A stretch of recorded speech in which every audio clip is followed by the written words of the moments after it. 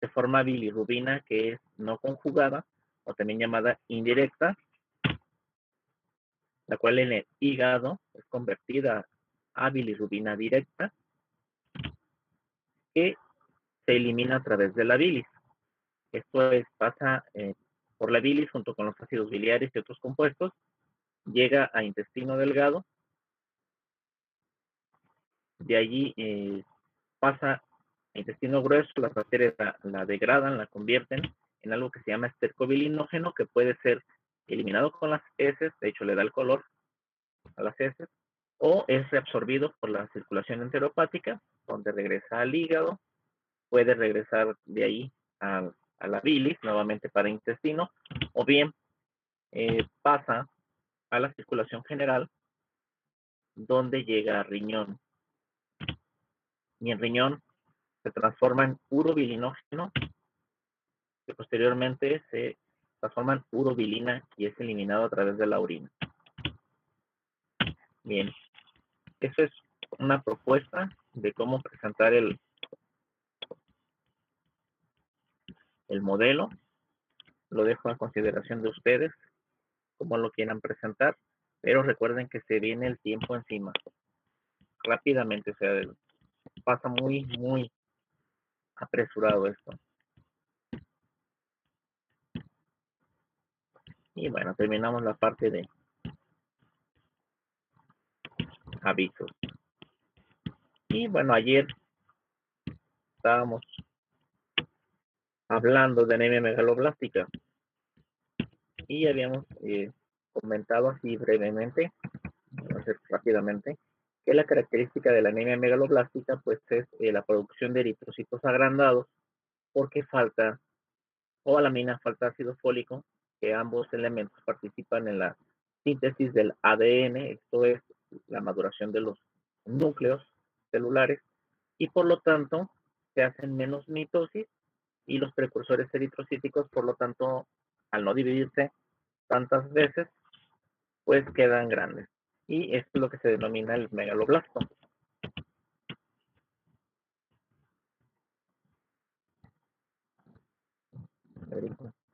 Y habíamos llegado a ver causas.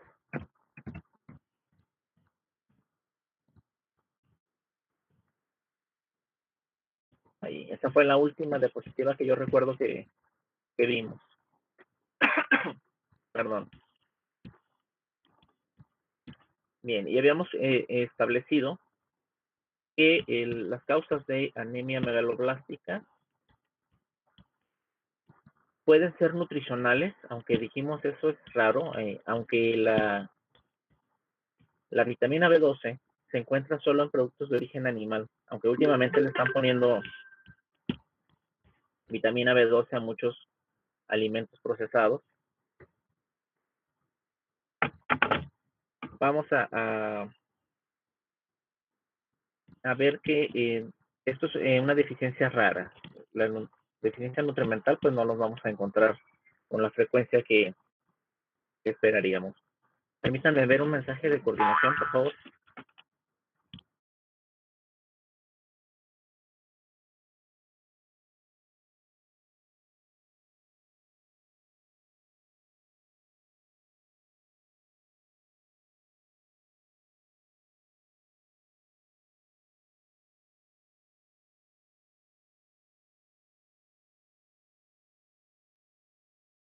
Buenas tardes, profe.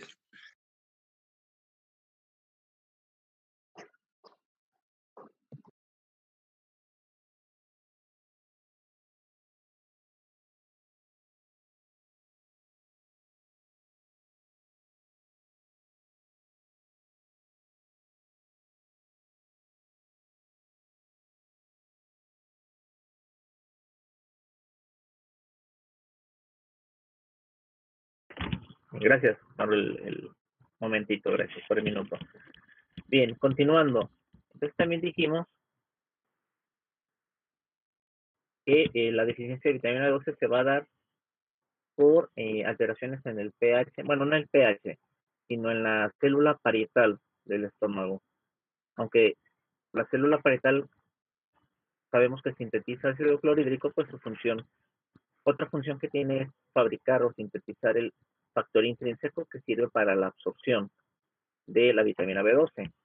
Y la absorción se lleva a cabo en el íleon, de manera que si se daña esa zona del intestino delgado, pues va a haber fallas en la absorción de vitamina B12, lo cual puede originarse por una inflamación, por neoplasia o porque se tenga que resecar alguna parte del intestino delgado. Y habíamos comentado al final, aunque esto está todavía como en controversia, unos autores dicen que sí, otros dicen que no. Yo he visto macrocitosis en el contexto del uso de estos fármacos y de otros más. Vamos a encontrar que, bueno, en el caso de los inhibidores de la bomba de protones, y no solamente esos, lo de la familia de la ranitidina, los inhibidores de los receptores de histamina 2 o inhibidores de los H2. En ese caso tiene cierta lógica. ¿Por qué? Porque ambos van hacia la célula parietal e inhiben la producción de ácido clorhídrico, es decir, hay un receptor el cual bloquean para que no se lleve a cabo la producción de ácido clorhídrico. Y de manera tal que tiene lógica el pensar que de manera secundaria se puede afectar la producción de factor intrínseco y aparecer esta anemia. En el caso del ácido fólico, el otro nutriente implicado, aquí sí es más factible o posible que se dé un déficit nutricional. Porque, bueno, ya habíamos comentado, sus reservas son escasas, reservas orgánicas, además de que la preparación de los alimentos hace que se pierda una parte importante, una cantidad importante de ácido fólico por la cocción del alimento en sí, de manera que es fácil que se dé un déficit nutricional. Ocurre a pacientes alcohólicos o niños que solo son alimentados con leche, lactantes menores, estamos hablando. Puede haber aumento en las necesidades, por ejemplo, mujeres embarazadas. En el cáncer, recuerden, habíamos comentado neoplasias, hay una replicación celular acelerada, de manera que se requiere vitamina B12, se requiere ácido fólico. No es algo normal. Quien lo requiere es la neoplasia en sí, las células neoplásticas. Entonces está aumentada las necesidades. Lo mismo ocurre en los casos de anemias hemolíticas. Destrucción acelerada, hay que reponerlo, los eritrocitos dañados y pues se requiere ácido fólico en cantidades grandes. El síndrome de malabsorción no solamente estaría implicado en deficiencia de cobalamina o deficiencia de ácido fólico. Estaríamos hablando de una deficiencia de múltiples nutrimentos. Pero aquí, pues es una causa de ácido fólico. Y vean, también para este nutriente hay fármacos que impiden la absorción. De los que están aquí conozco la fenitoína, es un anticonvulsivo. La isoniazida es antituberculoso, según recuerdo.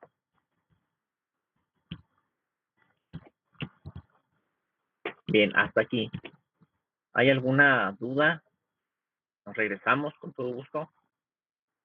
Algo que no haya quedado claro, porque, bueno, dejamos el tema incompleto ayer, hoy lo retomamos. Doctor, ¿puede regresar un poquito al anterior, por favor?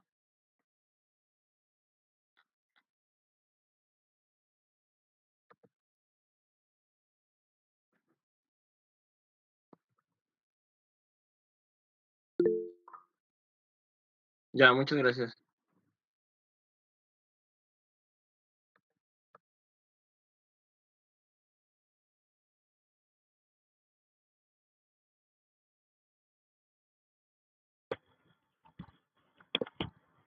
Continuemos con la patogenia o patogénesis de la anemia megaloblástica, es decir, cómo se da. Bueno, ya habíamos comentado, falta el nutrimento, no se sintetiza bien los ácidos nucleicos, el ADN, y por lo tanto esto va a generar que haya menos mitosis y los precursores no se dividen con la suficiente cantidad y quedan eritrocitos grandes. Pues estos eritrocitos grandes se les llama ovalocitos. ¿Qué hay dentro de ellos? Proteínas estructurales excesivas. ¿Por qué? Porque se han dividido lo suficiente. Y aquí tenemos un eritrocito normal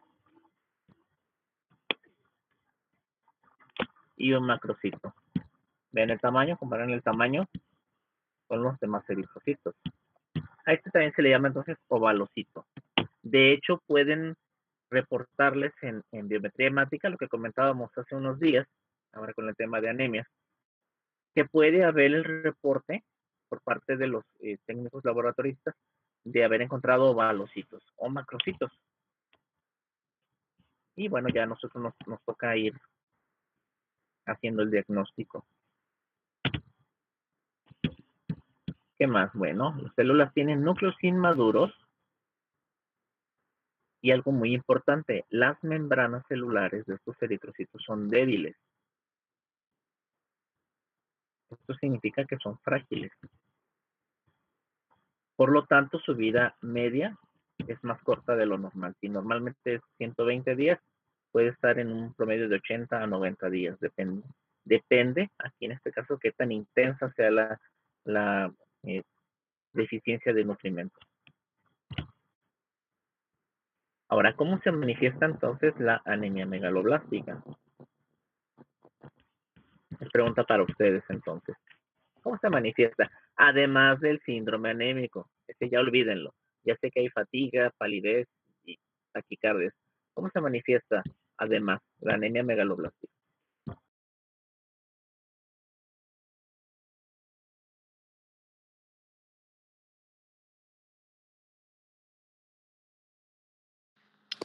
Doctor, bueno, no sé si aplica en el caso, pero a mi papá le dio anemia megaloblástica y empezó con autofagia por lo mismo. No sé si podría ser una manifestación.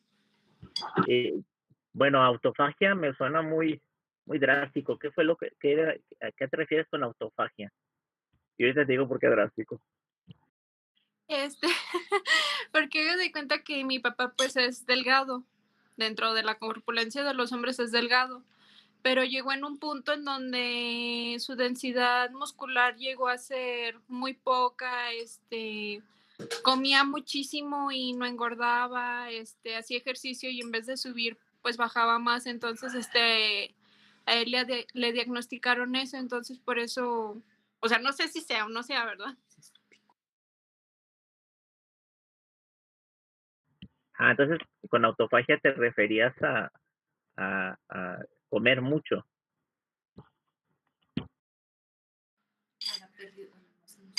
Ajá, más bien a la pérdida de masa muscular porque haga de cuenta que pues sí estaba pues corpulento pues y se puso más flaco y después de ponerse más flaco se veía como es que no sé cómo decirlo, como tilico pues todo flaco. Oh, muy bien. Si es que autofagia, pues me hace pensar que hubo un consumo propio, ¿no? Es autocomerse. Y dije, caray, pues que drástico por una anemia megaloblástica, no debería de ser así. Tal vez, bueno, le encontraron alguna otra situación de la cual pues, no te voy a pedir que lo comentes, pero no se manifiesta así. No es una manifestación estricta de la anemia megaloblástica. Tal vez habría otra situación. No. ¿Qué otras manifestaciones? A ver, cambiemos un poquito. Además de debilidad, de problemas taquicárdica, taquipnea, Yo leí que ictericia. puede haber ictericia. Ya comentábamos, membranas frágiles, por lo tanto, se puede destruir más fácilmente el eritrocito y esto haría que se acumule bilirrubina, bueno, la hemoglobina y luego se transforma a bilirrubina y puede haber ictericia, aunque eso sería en casos muy graves. Lo normal es ver una ligera elevación de la bilirrubina, es decir, hiperbilirrubinemia, que quizá no llega a dar ictericia, pero está bien, o sea, es un buen síntoma o manifestación. ¿Qué otra cosa?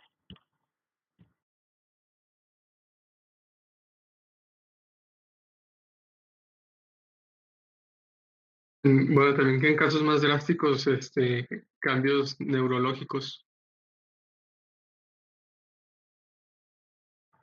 Así es, causas más intensos, problemas neurológicos, ¿qué más?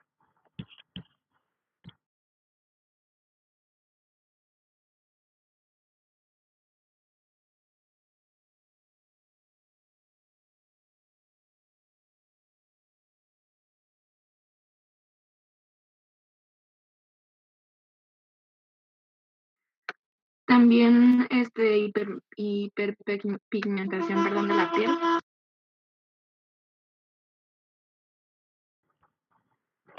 Bueno, ese dato yo no lo tengo, pero ¿tienes por ahí a la mano la fuente que nos compartas?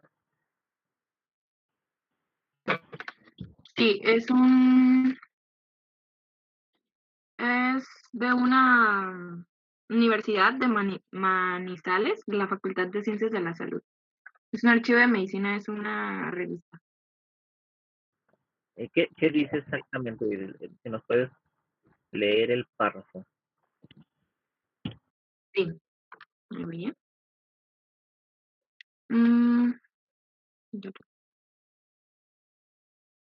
Dice, el 10% de los casos se presentan hiperpigmentación de la piel y puede estar asociada al vitiligo autoinmune. Bueno, ahí estamos hablando de una enfermedad autoinmune. Quizá estamos hablando de anemia perniciosa, que sí es un trastorno autoinmune y coexiste con otras enfermedades autoinmunes, en este caso vitiligo. Bueno, está bien. Pero así en general, sin irnos a procesos específicos, ¿cómo se manifiesta una anemia megaloblástica? Además de lo síndrome anémico, ¿qué otra cosa tiene? ¿Qué otros componentes? Que uno revisa al paciente y, caray.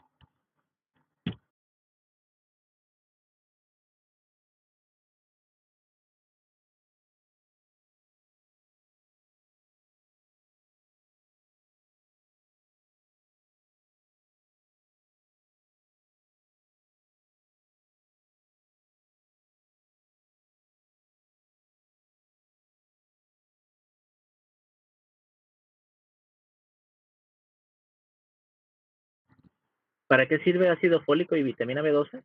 Habíamos dicho. Para el cierre del tubo neural. Bueno, el ácido fólico participa en el cierre del tubo neural, muy bien. Si no se da ácido fólico, pues hay defectos. Para mejor desarrollo, ¿no? Mejor desarrollo, ¿qué más?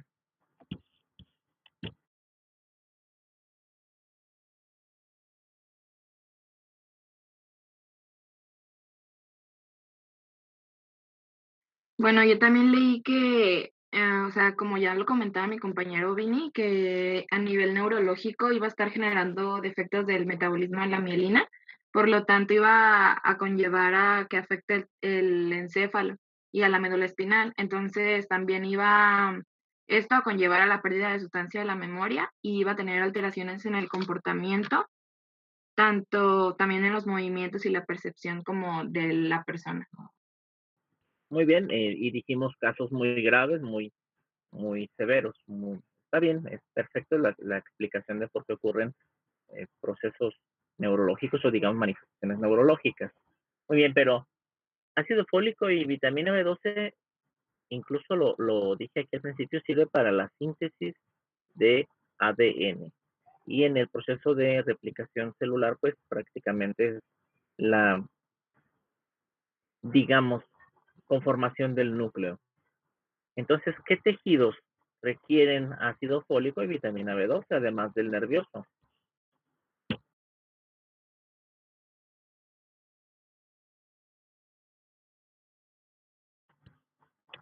Bueno, muy bien, epitelios y por lo tanto, alma, pues cambios del color del cabello, perfecto, muy bien. Es decir, el tejido epitelial es el que más va a tener o se va a notar la carencia. Y en general son dos dos partes, dos zonas donde podemos observar esta deficiencia. Bueno, algo importante, tiene manifestaciones debidas a anemia, ya dijimos. Es una anemia lenta, por eso los casos intensos son los que, bueno, lenta progresiva, y los casos intensos o con una gravedad son los que va a presentar síntomas. Nos dice aquí que generalmente los síntomas asociados a anemia van a darse cuando la hemoglobina llega a menos de 8 gramos por decilitro, lo cual está bien. Pero bueno, pues entonces, ¿dónde se manifiesta? Donde hay epitelio, en este caso mucosas. Y vamos a encontrarnos lo que ya habíamos visto en deficiencia de hierro. Una glositis, es decir, se va alisando la mucosa de la lengua. Aquí nos dice depapilación, las papilas se atrofian.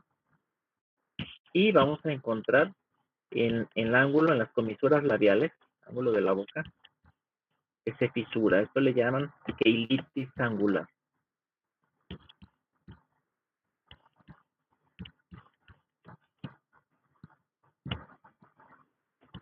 Y bueno, esto lo vamos a encontrar en general, anemia megaloblástica, sin ponerle apellido. Pero en el caso de la deficiencia por vitamina B12, es la que da las manifestaciones neurológicas. Esa es la diferencia respecto a la vitamina B9 o ácido fólico. Solo la vitamina B12 participa en la formación de la vaina de mielina. Es para incorporar algunos ácidos grasos a la vaina de mielina y que haya una adecuada transmisión de impulsos. Cuando hay una deficiencia de vitamina B12, puede ocurrir, en estos casos, la alteración de la vaina de mielina y los impulsos no se transmiten bien. ¿Cómo se va a manifestar esto? Bueno, muy sencillo. Las personas pueden presentar parestesias en piernas, en pies, en piernas. ¿Qué son las parestesias? Una sensación de hormigueo. Vamos a encontrar que si avanza, se vuelve más intenso, pues progresa la anemia, se pierde el sentido vibratorio o la sensibilidad de vibración y también se pierde el sentido de la posición, lo que se llama propiocepción. Y atención, lo importante aquí es que la propiocepción indica qué posición tienen las articulaciones, son receptores que están en articulaciones. Por lo tanto, son muy útiles para dar información al cerebro cuando estamos caminando. Es decir, nos hacen posible, dentro de todos los sistemas que participan para mantener el equilibrio, pues la propiocepción nos hace posible mantener la marcha sin caer. De manera tal que si progresa la anemia, se vuelve más intensa, van a aparecer las alteraciones en la marcha. Va a ser una marcha torpe. El paciente tiene que ver dónde están sus pies. Entonces en vez de caminar viendo hacia el frente, pues va viendo los pies. ¿Para qué? Para poder aventarlos hacia adelante, y de hecho los avienta, porque su cerebro no distingue dónde está, no tiene la propiocepción. Entonces no tiene esa orientación de dónde está en ese momento sus piernas, y el paciente, por lo tanto, está viéndolos y está aventando hacia adelante los pies.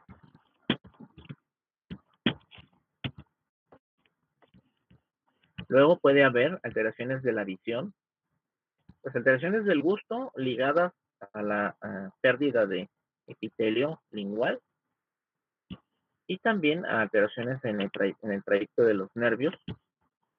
Asimismo, pérdida del olfato. El paciente va a estar irritable, somnoliento y puede aparecer deterioro cognitivo. Pero, atención, aquí la insistencia es que estos son casos donde la anemia es muy intensa y el déficit de vitamina B12 pues es muy agudo. ¿Qué nos vamos a encontrar en el laboratorio? En la biometría hemática, no en el laboratorio, ¿no? La biometría hemática. ¿Qué nos va a reportar? Macrocitosis, aunque no es la única, no son las únicas anemias donde puede encontrarse macrocitosis. Vamos a encontrar datos de hemólisis. ¿Cuáles son estos? Bueno, aumento de la bilirrubina no conjugada, habíamos comentado. que puede ser nada más como hiperbilirrubinemia, sin llegar a dar ictericia, es decir, se mantendría entonces la bilirrubina menos de 2.5 gramos por decilitro y por lo tanto no se manifestaría en piel con el color amarillento. Y recuerden que la deshidrogenasa láctica es una enzima que está presente en los eritrocitos, de manera que si se destruyen vamos a encontrar aumentos leves de deshidrogenasa láctica, porque también no es muy severo la destrucción, o no es muy severa la destrucción de eritrocitos en este caso. Quizá en anemias hemolíticas pues es más severo la destrucción, allí se eleva con mayor intensidad el nivel de esta enzima. Aquí son aumentos leves a moderados. Y atención, podemos pedir al laboratorio que nos determine el nivel de cobalamina, el nivel de ácido fólico que hay en sangre. Y esto ya nos ayuda a ver qué tipo de nutriente está faltando en caso de encontrar megaloblastos. Ahora, si estamos pensando en una anemia perniciosa o el paciente tiene datos de una anemia perniciosa, se le pueden pedir anticuerpos anticélula parietal. Además de que, bueno, se hace una endoscopía y se observa gastritis atrófica. Bueno, todo esto se conjunta y se llega al dato de anemia perniciosa.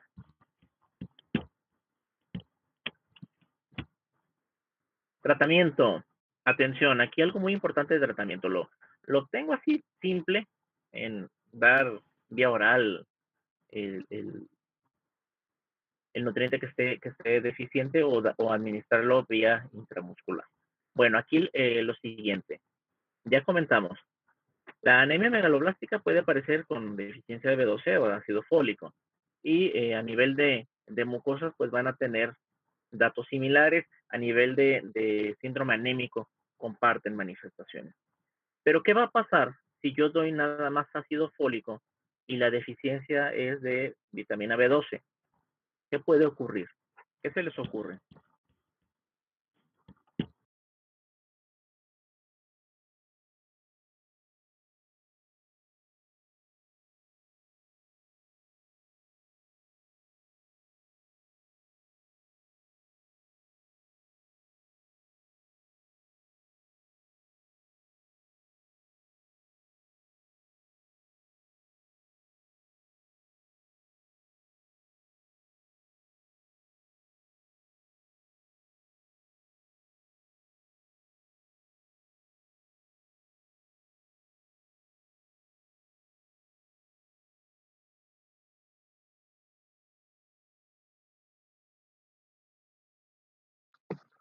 ¿Cómo es la pregunta, doctor? Por favor.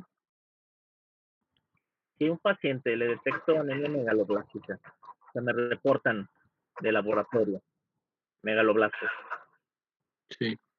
y solamente le administro ácido fólico, pero la deficiencia es de vitamina B12, ¿qué va a ocurrir?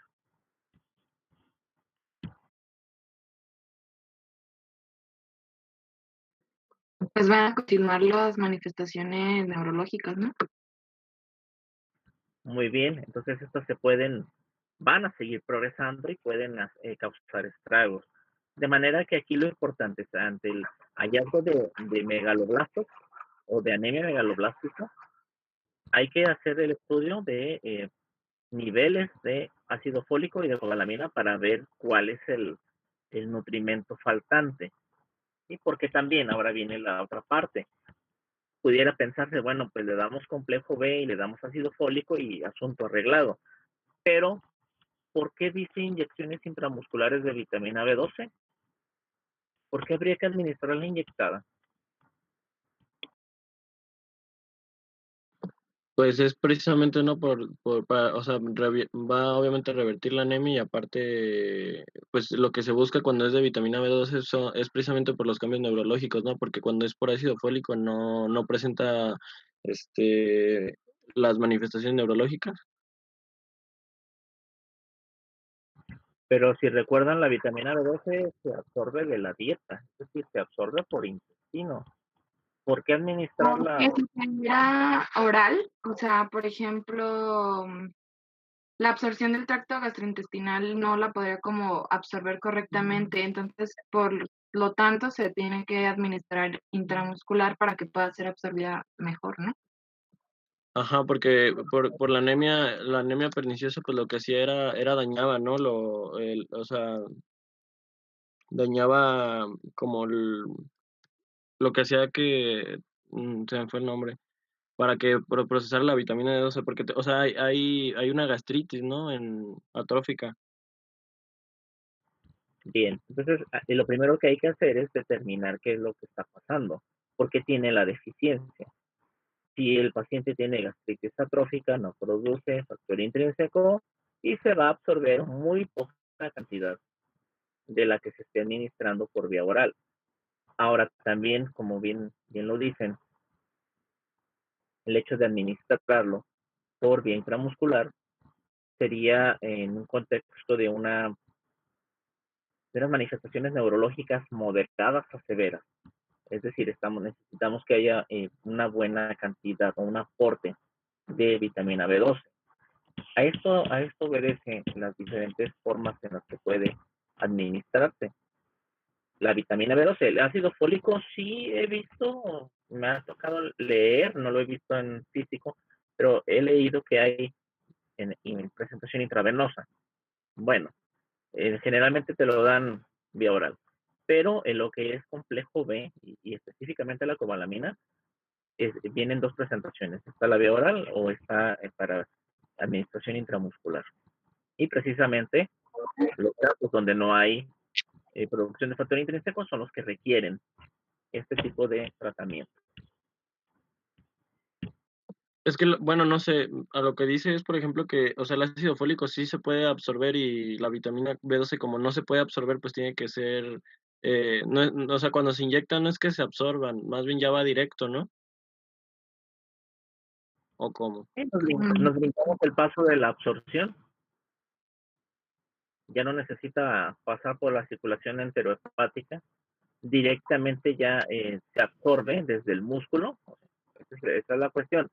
Se absorbe desde el músculo y ahí no requiere factor intrínseco. Ahí va a llegar a la trascobalamina 2 y va a ser llevada a donde se requiera. Sí, la única manera de no absorber un medicamento es administrarlo directamente en la vena o en la arteria. Y en el caso de la vía intramuscular, se deposita en el músculo el medicamento y en el tejido conjuntivo que tiene, y de ahí va a ser absorbido. Nada más que no llega a hígado tan rápido. Si fuera vía oral, los medicamentos, recuerden, la circulación del intestino, las venas se dirigen hacia la porta, va a pasar por el hígado y va a tener un metabolismo. En este caso no lo tendría.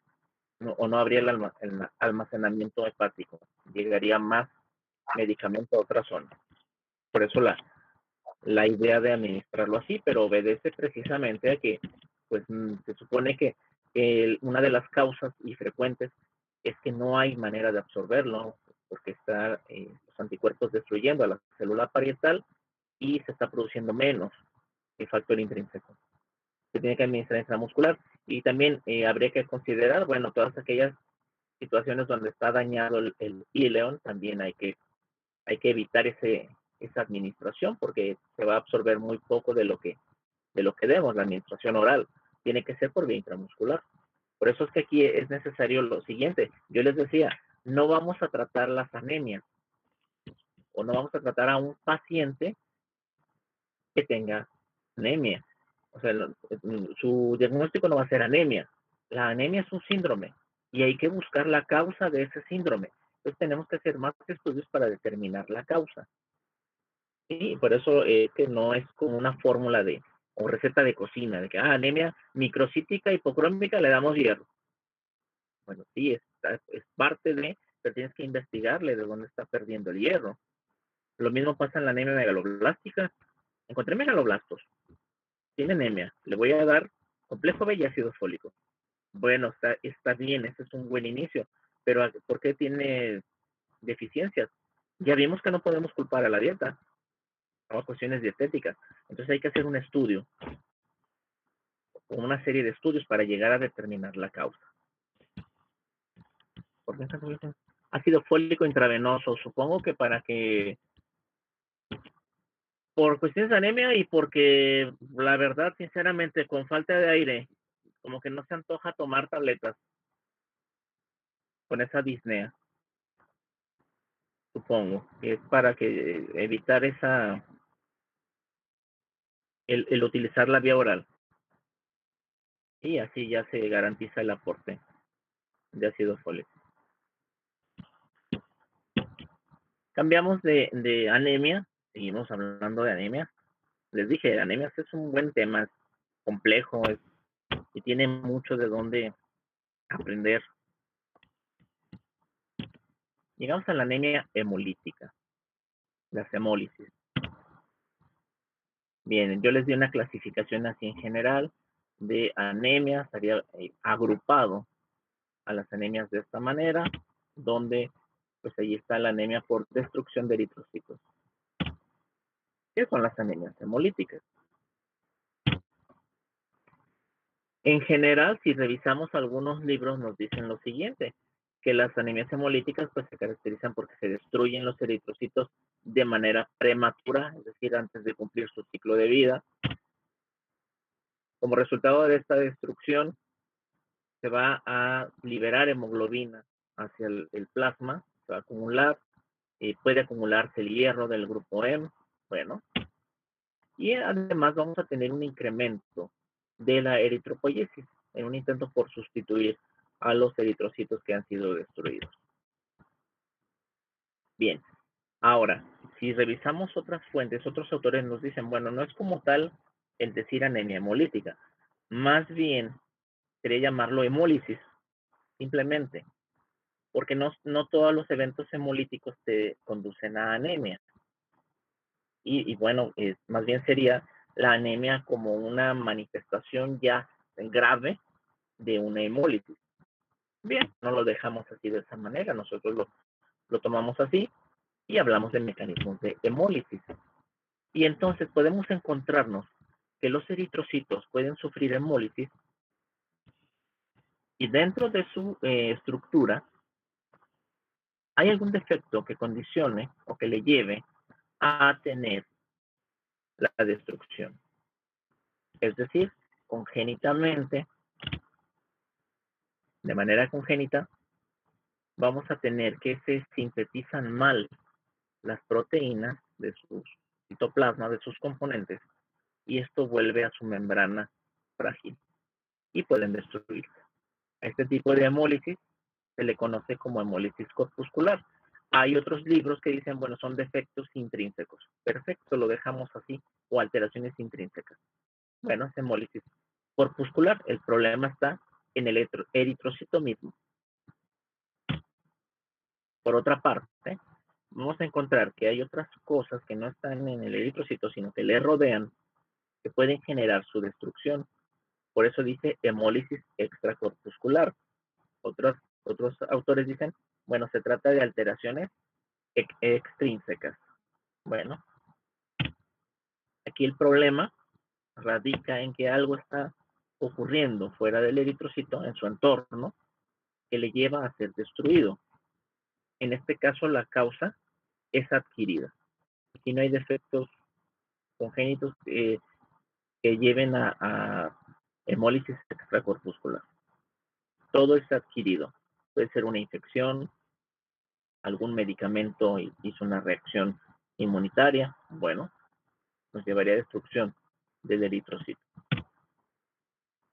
Ahora, otra manera de abordar la hemólisis es considerando el lugar o sitio donde se está destruyendo el eritrocito. Y no me refiero a un sitio estrictamente anatómico.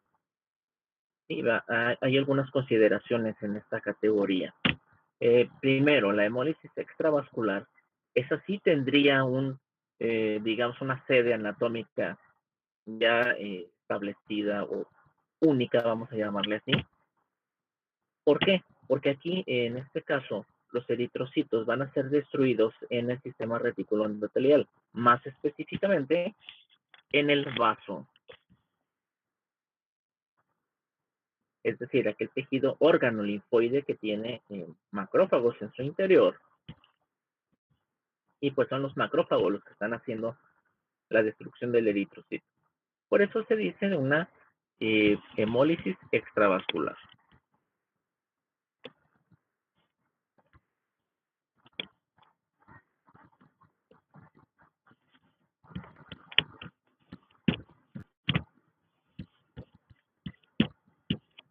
Otra clasificación, o digamos otro sitio donde ocurre hemólisis, y por eso decía, no hay un sitio anatómico específico, es la hemólisis intravascular. Aquí estamos hablando de vasos sanguíneos y pues bueno, todo el organismo sería el sitio de hemólisis. Aquí el eritrocito va a ser destruido dentro del vaso sanguíneo, es decir, en la propia circulación de la sangre. Y esa sería la hemólisis intravascular.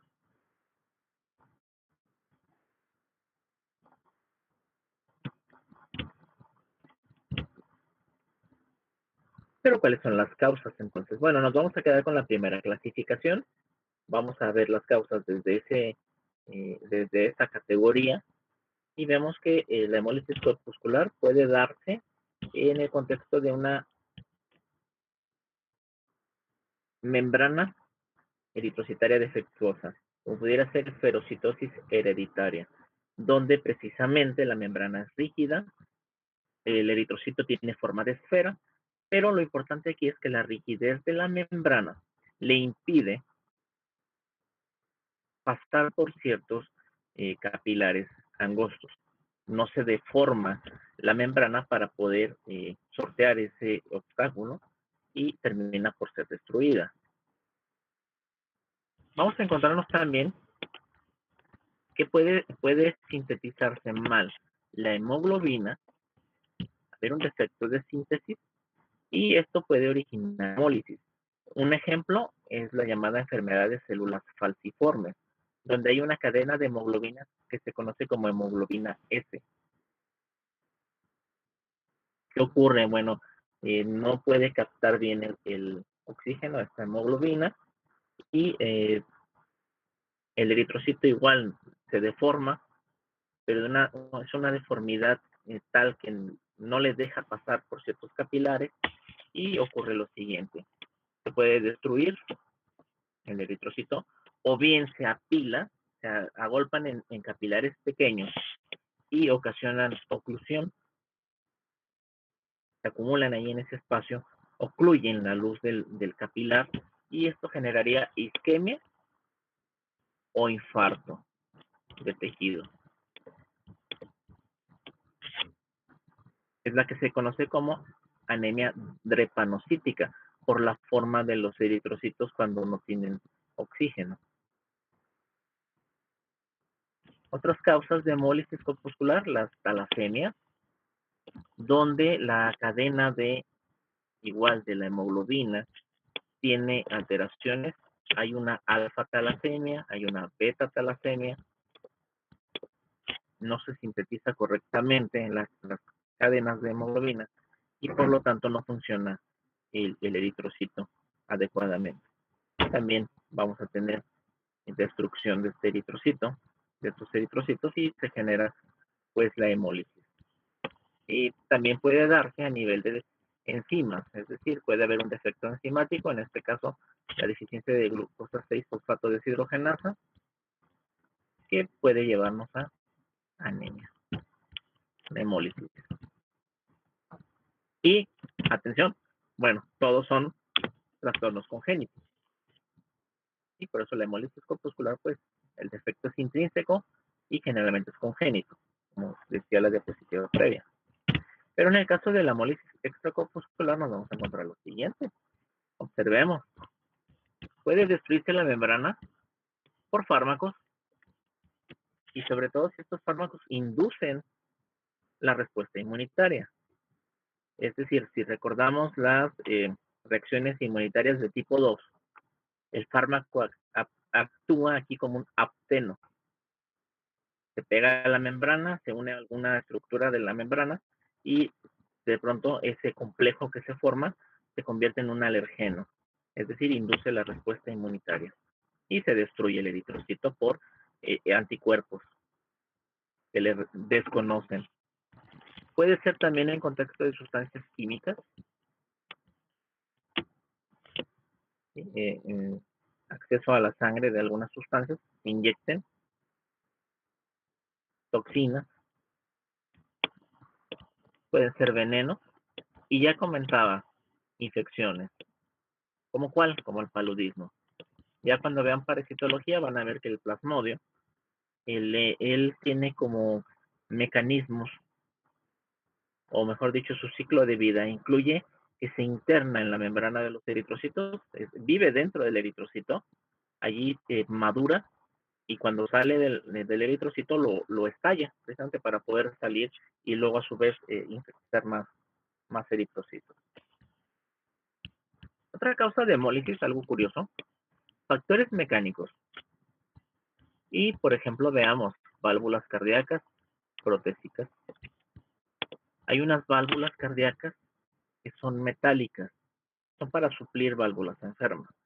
Entonces se coloca una prótesis, es metálica, es una esfera que golpetea a vamos a llamarle, imaginen un embudo, pero nada más la parte superior, la parte más amplia. Sería la entrada de la válvula. Y el baloncito de metal golpea arriba, le obstruye precisamente el paso.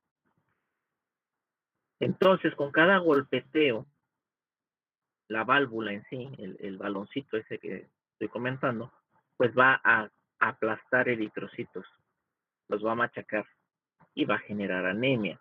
También se habla de hemólisis en ciertos deportes, sobre todo deportes donde haya un golpeteo constante a las palmas de las manos, a las plantas de los pies. Por ejemplo, las personas, no los pacientes, las personas que corren maratón, un golpeteo hacia la planta del pie y podemos encontrar hemólisis. Y bueno, observemos, la vasculitis puede obstruir, aunque se menciona como factor mecánico, yo me lo llevaría acá a este lado. ¿Por qué? Porque puede haber obstrucción. Esa inflamación de los vasos sanguíneos por respuesta inmunitaria puede generar que el espacio se reduzca y luego puede generar, en dado caso, destrucción de eritrocitos, como pudiera ser una púrpura. Lo más común está aquí. Y lo importante es que todos estos trastornos pues son adquiridos, no son congénitos, no hay uno solo congénito. ¿Cómo se manifiesta la anemia hemolítica? Bueno, les pregunto, además del síndrome anémico, ¿qué manifestaciones da la hemólisis?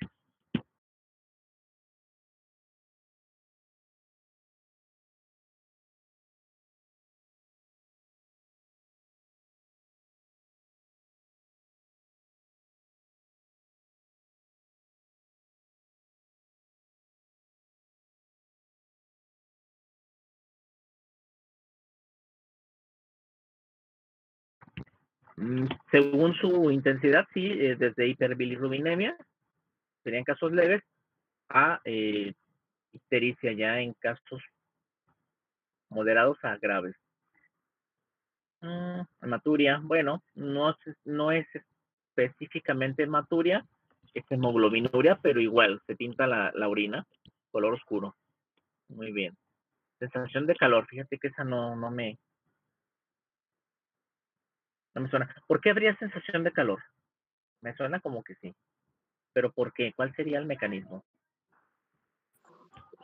Profe, a lo mejor lo estaba relacionando como cuando hace una transfusión sanguínea, que es, o sea, que el paciente siente como calor, pero no sé si estaba bien, o se lo estoy relacionando bien, así. Pudiera ser, en realidad no lo encontré yo en libros, o sea, no lo he leído en libros eso, pero pudiera ser, ¿no? Por efecto de la misma destrucción, que se genere aumento de la temperatura. pudiera estar dado como un evento secundario, que se incremente la temperatura, porque no deja de ser una salida de elementos que hay en el citoplasma de una célula. Y pudiera elevarse la temperatura.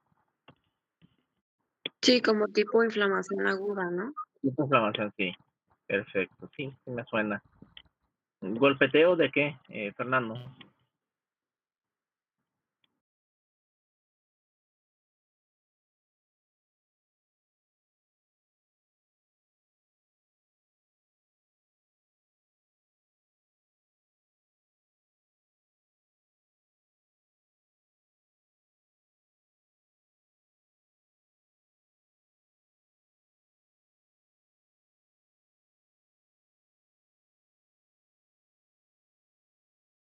En cuanto a esplenomegalia, Sonia y compañeros, sí.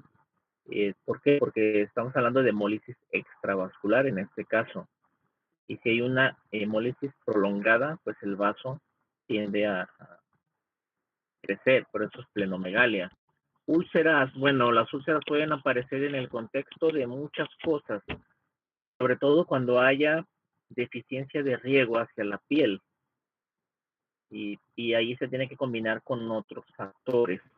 Puede ser una insuficiencia arterial, una insuficiencia venosa, o bien una presión sobre la piel, se formará una úlcera por presión, osteomielitis. ¿Por qué osteomielitis? A ver, cuéntenos.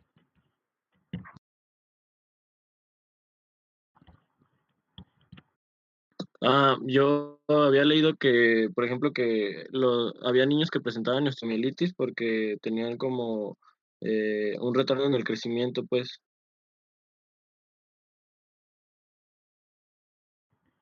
Yo tenía entendido que dolor óseo en Ajá. en estas anemias hemolíticas, dolor, pero osteomielitis ya estamos hablando desde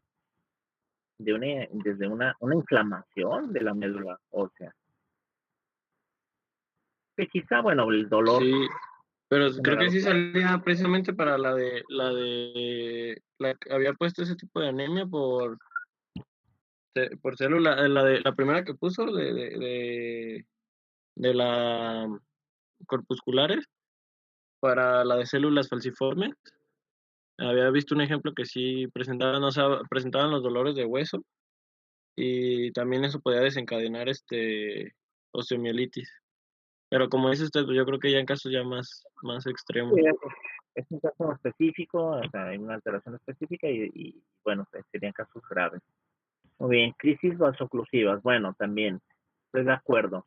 Las anemias hemolíticas o las hemólisis, sobre todo crisis drepanocíticas o esferocitosis, pueden generar oclusión de pequeños vasos de capilares, arteriolas, y generar infartos, isquemia tisular o infarto.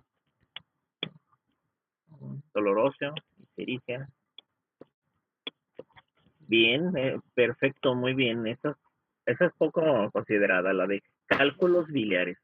En efecto, pocos son los cálculos que se forman por pigmento de hemoglobina, en este caso bilirrubina.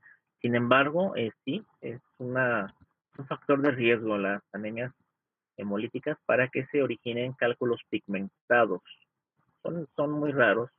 Lo más frecuente es que sean de colesterol o colesterol más otros pigmentos, pero puede ocurrir. ¿Cambio graso en dónde?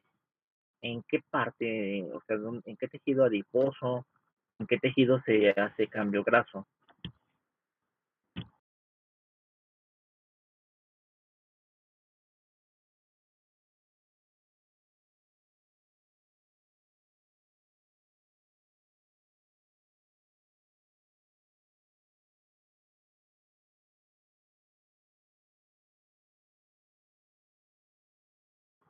¿Cuál sería la causa de ese cambio graso en esos tejidos? ¿Qué se induce por la anemia hemolítica o por la hemólisis en sí?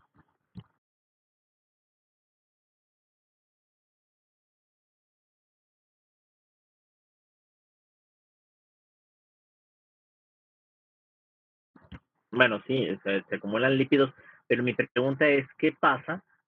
O sea, ¿qué activa la hemólisis para que se dé la acumulación? Especies reactivas de oxígeno.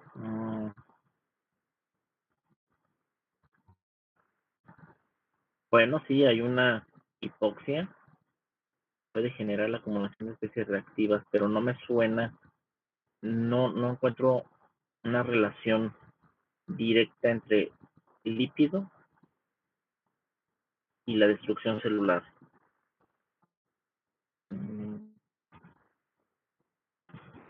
A ver si pudieras darnos un poquito más de información.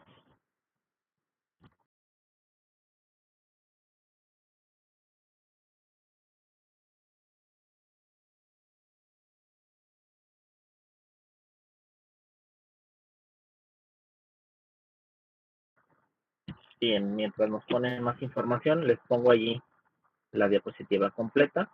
Bueno, igual que en todas las anemias, vamos a encontrar el síndrome anémico, pero algo que nos puede ayudar a diferenciarla de otras anemias clínicamente es la ictericia, la coloración amarillenta de piel, de conjuntiva. En casos de hemólisis extravascular y que son hemólisis prolongada, vamos a encontrar esplenomegalia, que ya se había comentado, y en casos de hemólisis intravascular, vamos a tener que la hemoglobina queda en el plasma una cantidad importante y puede originar un color rojizo oscuro en orina, es decir, es filtrada por el riñón y puede generar este color rojizo oscuro. Y recuerden, habíamos comentado, las cadenas de hemoglobina se pueden acumular en los túbulos renales y dar a su vez entonces un daño renal, habría una insuficiencia renal aguda. Hay que tener cuidado y bien muy presente que esta puede ser una complicación. Datos de laboratorio, les traje esta tabla que me encontré en el libro de Cicinio de Castro, es de patología, pero me pareció interesante. Las cruces que están ahí las añadí yo, por eso se ven más oscuras. Pero vamos leyendo el cuadro, la tabla. Me pareció interesante para hablar de los datos de laboratorio que pueden ayudarme a distinguir de otras anemias. Ya habíamos comentado, las anemias megaloblásticas tienen macrocitosis, pero no son las únicas que pueden tener macrocitosis. Las anemias hemolíticas pueden ser reportadas como macrocitosis. ¿Por qué? Porque está habiendo una liberación de reticulocitos constante y en gran cantidad. Y los reticulocitos pues, son más grandes que los eritrocitos. Por lo tanto, habría una macrocitosis. ¿Cómo distingo yo entonces las dos anemias? Porque incluso la anemia megaloblástica, ya dijimos, cursa con hiperbilirrubinemia, puede haber ictericia en ciertos casos, se eleva la lactato deshidrogenasa o deshidrogenasa láctica de los eritrocitos que están siendo destruidos.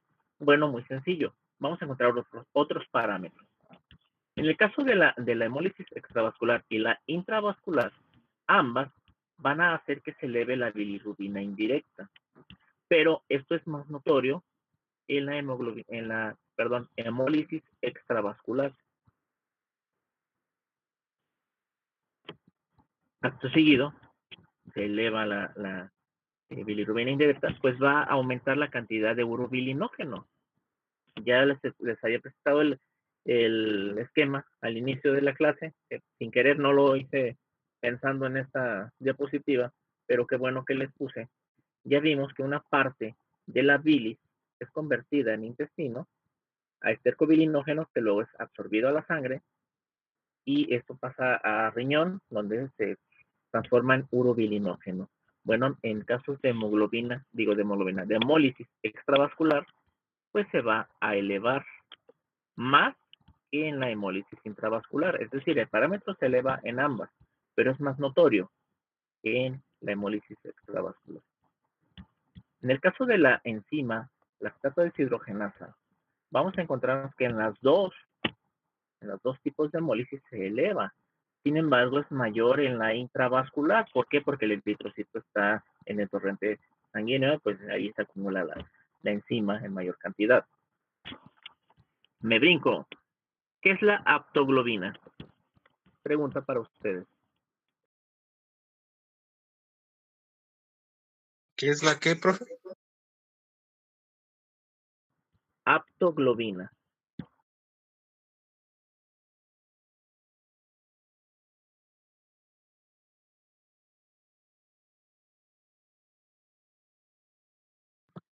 Ayuda algo, ¿no? Para la hemoglobina. Nos queda de ver esa definición. Un poco más de información, por favor.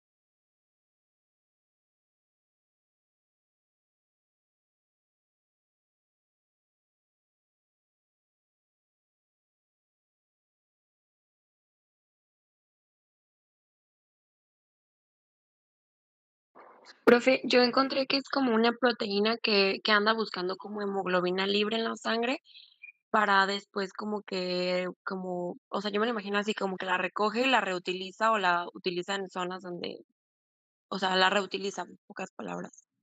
Muy bien, la lleva a que sea reutilizada, es reciclada la hemoglobina. Pero sí, en efecto, es una proteína plasmática, la sintetiza el hígado y su función es encontrar hemoglobina libre y la retira de circulación. Entonces aquí también tendríamos, hablando en los casos de hemólisis, alguna diferencia. Es decir, en el caso de la hemólisis extravascular va a disminuir la aptoglobina, pero su descenso no va a ser tan drástico como pudiera encontrarse en casos de hemólisis intravascular, donde, vamos, directamente el eritrocito está siendo destruido dentro del propio torrente circulatorio, de manera que se requiere la aptoglobina más rápidamente. Y vamos a encontrar descensos pronunciados de esta proteína en el caso de la hemólisis intravascular, aunque también lo podemos encontrar en la extravascular. ¿Y qué es hemopexina?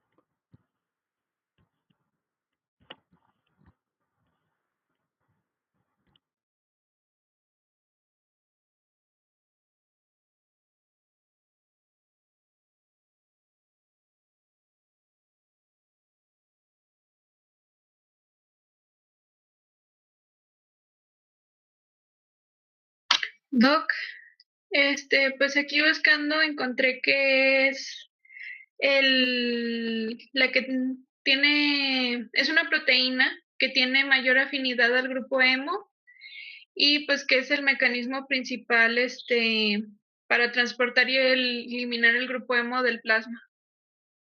Bien, eso es.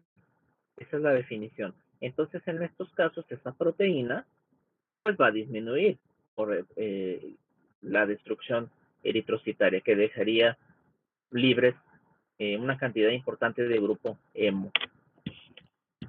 Bien. Los parámetros que hemos comentado, pues se parecen a los parámetros de ambos. Ambos se parecen, extravascular e intravascular. La hemólisis, no importa cuál tipo. ¿En dónde se diferencian? Bueno, en estos tres. En estos tres. En el caso extravascular, los macrófagos se encargan de destruir el eritrocito, por lo tanto no queda la hemoglobina libre en el plasma, sino que es transportada más fácilmente a través de la aptoglobina. En cambio, en la hemólisis intravascular, pues allí queda la hemoglobina libre. Entonces se eleva este parámetro y ya vamos a encontrar o se reporta como hemoglobinemia, hemoglobina en sangre. Bien, ahora esta hemoglobina, ya dijimos, puede ir a filtrarse a riñón, es filtrada en riñón y va a aparecer en orina, una hemoglobinuria.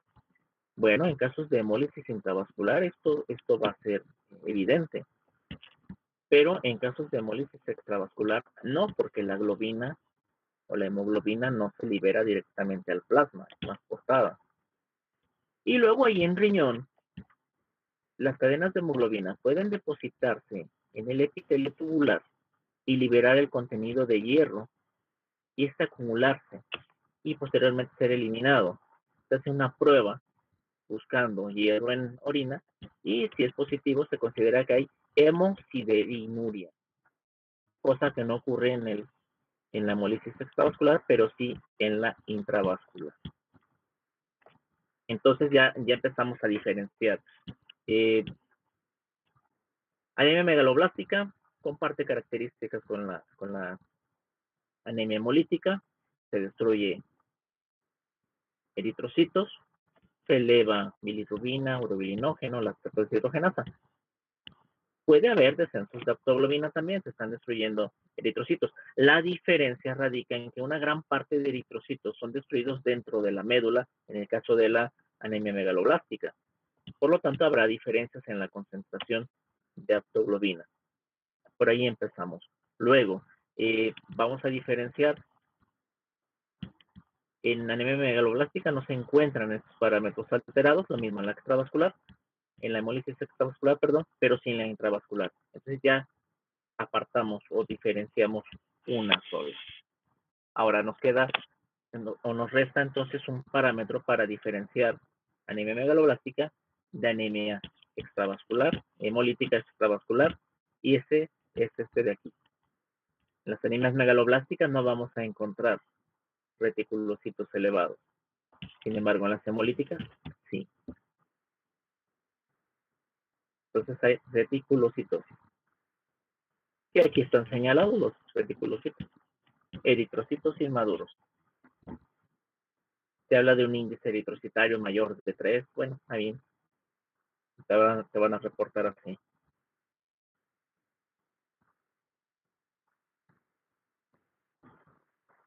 ¿Hasta aquí vamos bien?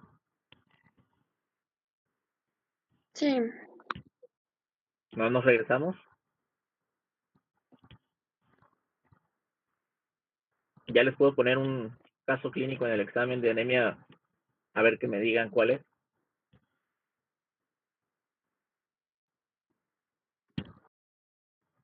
Ese silencio me dice que sí. Muy bien.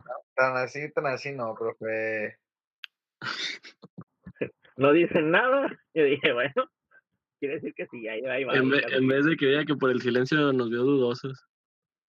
Un buen ejercicio que pudiéramos intentar es que busquen casos clínicos de anemia en la red. Buscarle así, ponerle caso clínico de anemia, cualquier anemia, e irlo desgajando, es decir, apartar la exploración y los datos de laboratorio. Y podemos tratar de hacer un ejercicio, ¿no? O sea, hacer ejercicios de qué tipo de anemia. Y vamos a las clasificaciones que hicimos. Entonces, a ver, ¿es de origen central o periférico? ¿Es regenerativa o hiporregenerativa? Eso es lo que pudiéramos hacer. Descifrarlo, ¿no? Porque hay que hacer un cálculo. Pues sí. Sí, estaría bien. Ustedes pueden ponerse de acuerdo y buscar casos clínicos para ir practicando, ¿no? Bueno, vamos cambiando de anemia, porque son demasiadas anemias. Y es un buen tema, ¿eh? Me gusta, les digo, de hematología es el que me gusta. Ya lo de leucemias y de trastornos de la coagulación, eso no me gusta mucho. Pero bueno, vamos viendo. Bien, llegamos a otra anemia, que esta tiene una característica. Voy a avanzar un poquito más rápido. Esta característica es la que me sacude. Anemia ferropénica es la causa más común, la más frecuente a nivel mundial de anemia. Bueno, la segunda más frecuente es la anemia que ocurre en enfermedades crónicas. Y aquí el problema es la reutilización del hierro. Ya habíamos comentado ayer, gran parte del hierro, el 97% del hierro es reciclado. se obtiene de reciclar el grupo M de los demás eritrocitos. El resto, el 3% restante se pierde en descamación de epitelios y es el que hay que reponer. Bueno, aquí en este caso, la anemia de enfermedades crónicas lo que tiene es el defecto en la reutilización del hierro. Entonces, aquí les pongo un macrófago, figurando precisamente aquí un eritrocito senescente, un eritrocito viejito, ya cumplió su función, se liga al fagosoma, el cual le descompone la hemoglobina, el grupo M, para hacer el proceso de reciclado, donde el hierro se libera al plasma y luego es captado por la transferrina para ser llevado a donde se requiere para ser pues, reciclado. Otra vez, insisto con la palabra. ¿Qué ocurre? ¿Cuál es el mecanismo fisiopatológico? Algo importante aquí es que la enfermedad crónica activa el sistema inmunitario. Ya ayer, ¿se acuerdan que yo había preguntado? Bueno, o en días pasados, veíamos que la anemia puede ocurrir en un contexto de inflamación. De hecho, me decían inflamación aguda. Y puede ocurrir, o sea, se están liberando interleucinas. Sin embargo, hablando de procesos agudos, pues esto no llega a manifestarse como tal una anemia. Sin embargo, ya hablando de procesos crónicos, pues es el tiempo suficiente para que se manifieste una anemia. Y entonces, ¿qué pasa? En un estado inflamatorio, se secretan citocinas como el factor de necrosis tumoral alfa o la interleucina 1. Estas van a inhibir la síntesis de eritropoyetina. De entrada, ahí tenemos un efecto de esta activación del sistema inmunitario. 2, también se sintetiza y se secreta interleucina 6, que atención, la interleucina 6 llega al hígado y va a incrementar la síntesis de hepcidina. Esta es una hormona polipeptídica que tiene las siguientes funciones. A nivel del intestino, inhibe la absorción de hierro por parte del enterocito, no le deja captar el hierro y por lo tanto no aumenta el nivel plasmático del mineral. Y en el macrófago le impide liberar el hierro. Y por producto de la inflamación, el sistema mononuclear fagocítico está activo y está destruyendo eritrocitos. ¿Sí? Hay una vida media eritrocitaria baja. Ahora, hago una pregunta. ¿Por qué la inflamación induce, sobre todo las primeras dos respuestas? ¿Qué es lo que pasa aquí? Y sobre todo, ¿por qué la inflamación induce, esto que está aquí no me deja subrayarlo, aquí está. ¿Por qué la inflamación buscaría hacer esto? O sea, o el organismo, ¿por qué a través de la inflamación busca hacer esto? ¿Qué se les ocurre?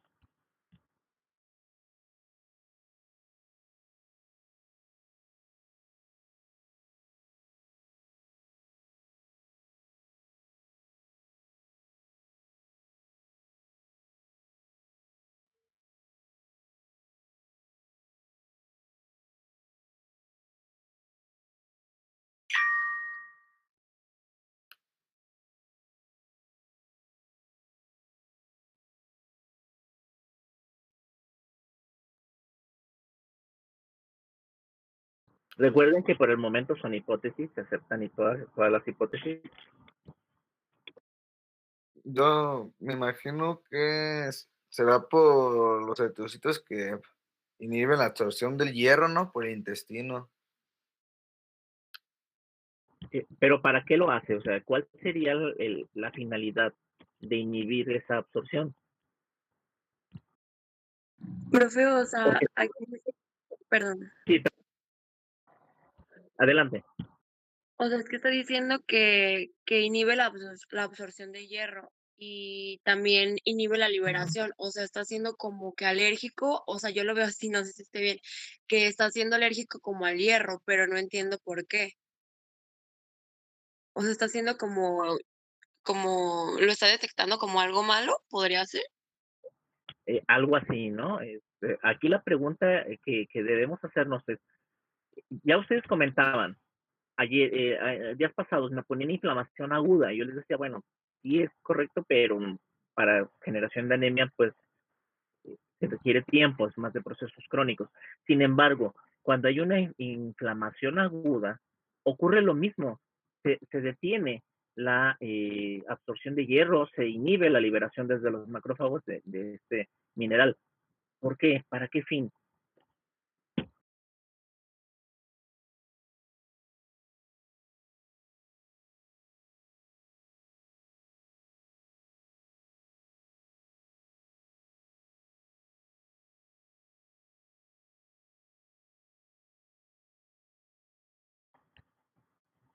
Oye, fíjense la pregunta, ¿qué finalidad tiene que ocurra esto? ¿Cuál es la finalidad que se busca? Porque la finalidad del organismo no es generar anemia, sino evitar otra cosa. ¿Qué sería?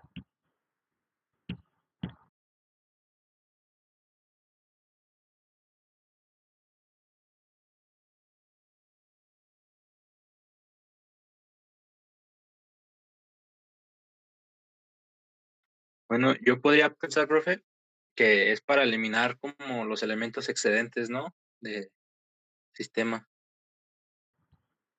¿Cómo qué elementos? ¿A qué te refieres con elementos excedentes?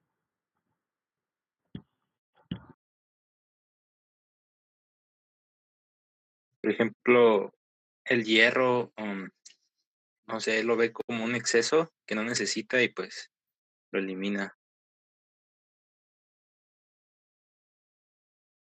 Bueno, aunque no lo está eliminando, simplemente en una parte lo está reteniendo, los macrófagos, y en otra, pues no está absorbiendo, pero debería de tener una finalidad y no la encuentro a simple vista. Cambio de pregunta, ¿para qué sirve el hierro? Además de para formar hemoglobina.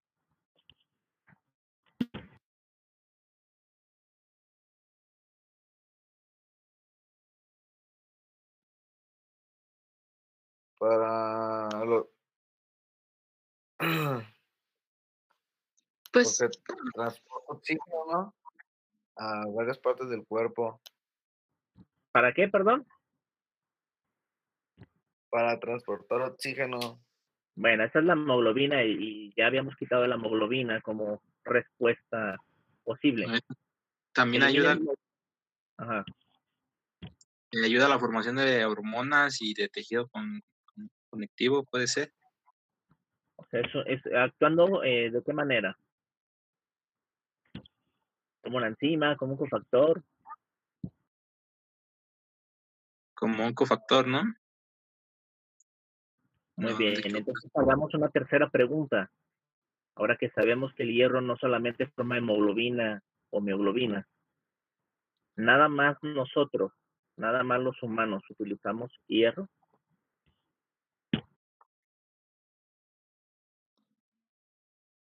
Y no me refiero para hacer herramientas.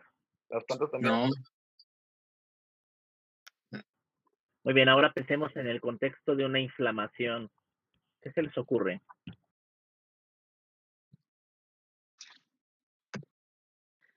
Pues que tal vez,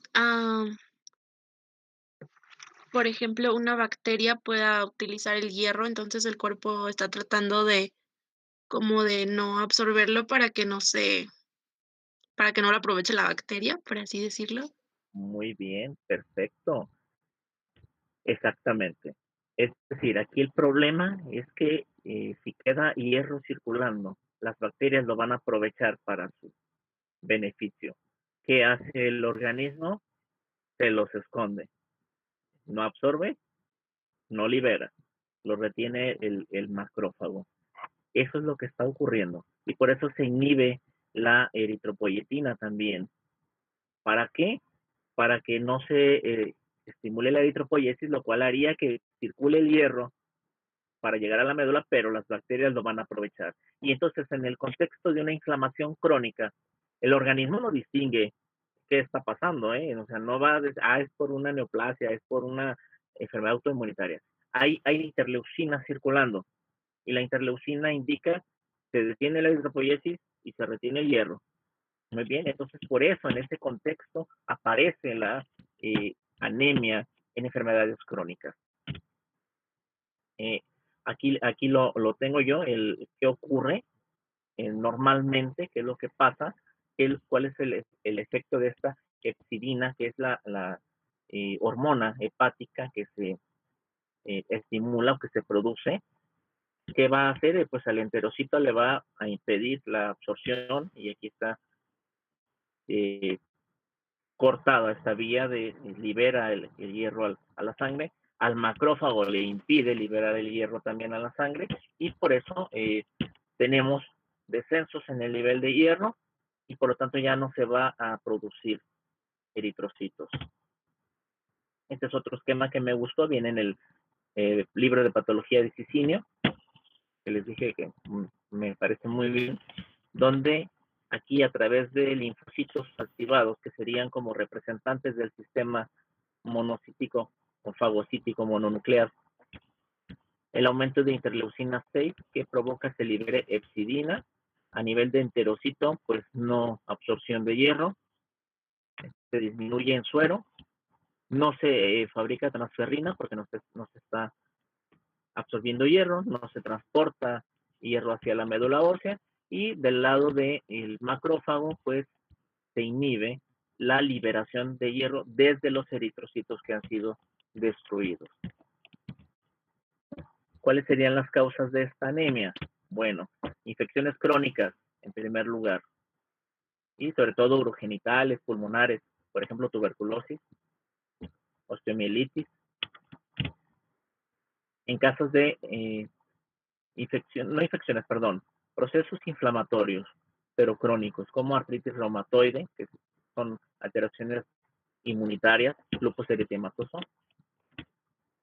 Puede ser en el curso de neoplasias, o bien insuficiencia cardíaca puede inducir una respuesta tipo inflamatoria, diabetes mellitus descompensada o una tromboflebitis, por poner ejemplos. Este es el contexto en el cual aparece la liberación de interleucina. ¿Cómo se va a manifestar? Bueno, aquí uno esperaría el síndrome anémico, pues lo que pesa más es las manifestaciones de la enfermedad de base. Aquí la anemia se mantiene en ciertos niveles.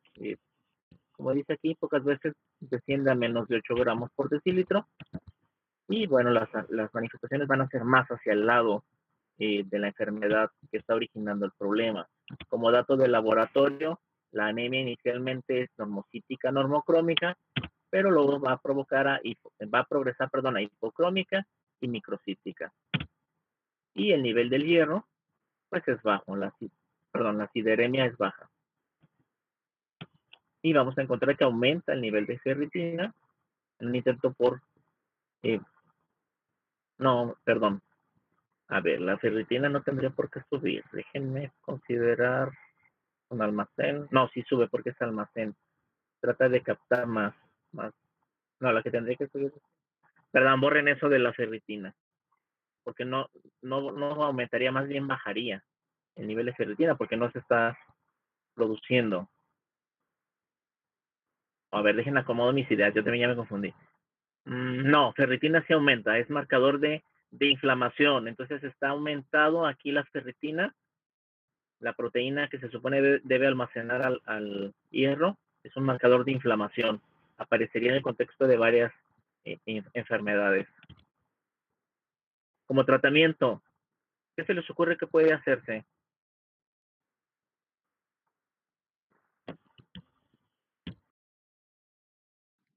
Pues primero sería tratar como Creo la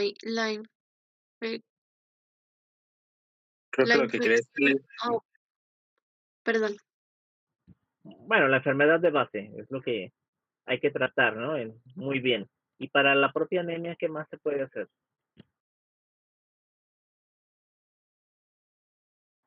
¿Le damos hierro? Sí. No, porque Porque justamente realmente el hierro sí está, ¿no? No lo aprovecha, que es otra cosa. Muy bien. Sí, dar hierro no serviría de mucho porque está haciendo, digamos, ya no hay una deficiencia como tal, a menos que, bueno, progrese mucho, como decíamos, se vuelve hipocrómico, microcítico. Entonces, lo ideal, como nos ponen ahí en el chat, sería dar eritropoyetina, porque se supone que no se está produciendo debido a las interleucinas. Hay una inhibición de la producción de eritropoyetina y sería dar eritropoyetina.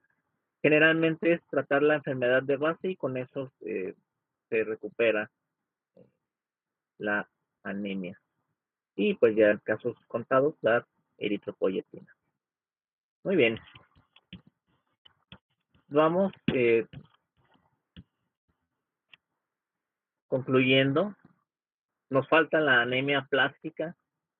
Vamos dejando la pendiente para el taller de anemias. ¿Qué les parece si la primera hora del lunes lo dedicamos a, no sé, traigan unos 2 casos, consíganse 2 casos de anemia de internet? Es decir, hay que evaluar los datos de laboratorio principalmente. Que no sea ferropénica, porque esa es de las más comunes. No, busquemos un caso raro, busquen política, no sé, algo así, para que podamos ir avanzando. Dedicamos esa hora a ese pequeño taller, terminamos de ver a plástica y la segunda hora la dedicamos a empezar a las exposiciones.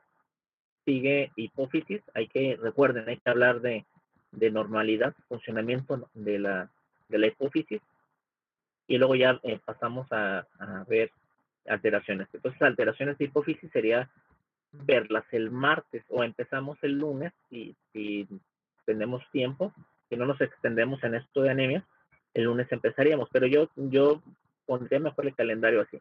Lunes hacemos el taller de esos 2 casitos de anemia, terminamos de ver anemia plástica, que no es mucho, está cortito el tema. Hablamos de funcionamiento de la hipófisis y alcanzamos a platicar de alguna alteración. Y el martes pues ya continuamos con hipófisis, todas las alteraciones que son acromegalia, hiperprolactinemia y diabetes insípida. muy bien, doctor.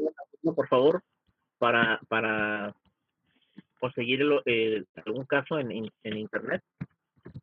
Unos 2 están bien. 2 casos de anemia que no sea ferropénica. Y antes de que se me vayan, antes de que se salgan de la videollamada, pues confirmen su asistencia, por favor.